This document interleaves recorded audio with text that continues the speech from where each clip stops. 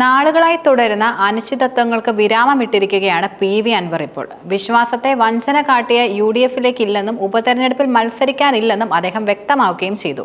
മത്സരിക്കാൻ തനിക്ക് താല്പര്യമുണ്ട്, പക്ഷെ കയ്യിൽ പണമില്ല.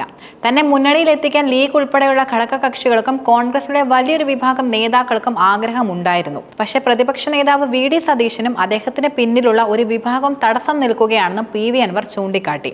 ഒത്തായിയിലെ വീട്ടിൽ വിളിച്ചു നടത്തിയ വാർത്താ സമ്മേളനത്തിൽ സംസാരിക്കവെയാണ് അദ്ദേഹം തന്റെ പ്രതികരണം നടത്തിയത്. പിണറായിസത്തിനെതിരെയും നാട്ടിലെ ജനങ്ങൾക്കു വേണ്ടി സംസാരിക്കുന്ന അധിക പ്രസംഗമാണെങ്കിൽ അത് ഇനിയും തുടരുക തന്നെ ചെയ്യും. UDFിലെ ചില നേതാക്കൾ തനിക്കെതിരെ പ്രവർത്തിക്കുന്നുണ്ട്. ഇപ്പോൾ ആരെയും മുന്നിൽ കണ്ടല്ല ഞാൻ MLA സ്ഥാനം രാജിവെച്ചതെന്നും അദ്ദേഹം തുറന്നു പറഞ്ഞു. UDF സ്ഥാനാർത്ഥിയായി പ്രഖ്യാപിച്ച ആര്യനാടൻ ഷൗക്കത്തിനെ എതിർക്കുന്നതിൽ വ്യക്തമായ കാരണങ്ങളാണ് നിലനിൽക്കുന്നത്. എന്നിട്ടും തന്നെ സഹകരിപ്പിക്കുകയാണെങ്കിൽ UDF നിർത്തുന്ന ഏത് സ്ഥാനാർത്ഥിയും പിന്തുണയ്ക്കുമെന്നും അദ്ദേഹം പറഞ്ഞു. ഇനി എന്തായാലും സതീശൻ നയിക്കുന്ന UDFിലേക്ക് ഞാനില്ല. ഒരു നേതാക്കളും ഇനി എന്നെ ചർച്ചയ്ക്കായി വിളിക്കേണ്ടതുമില്ല. അൻവറിന്റെ പിന്തുണയില്ലെങ്കിൽ നിലമ്പൂരിൽ ജയിക്കാമെന്നൊരു തെറ്റിദ്ധാരണ പ്രതിപക്ഷ നേതാവിൽ ആരൊക്കെ ഉണ്ടാക്കുകയും ചെയ്തിട്ടുണ്ട്.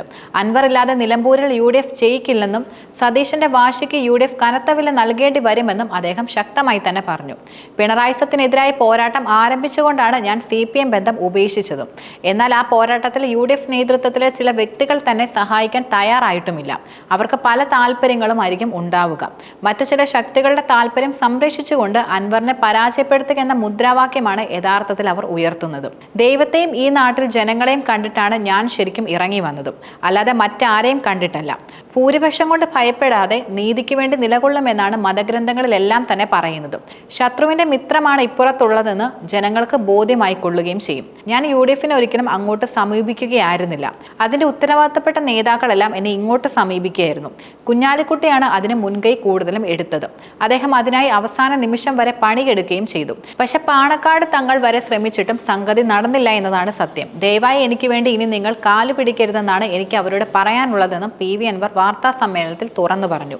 ഇടത് സ്ഥാനാർത്ഥി M സ്വരാജിനെതിരെയും PV അൻവർ രൂക്ഷമായ ഭാഷയിലാണ് വിമർശനം ഉയർത്തിയിരുന്നത്.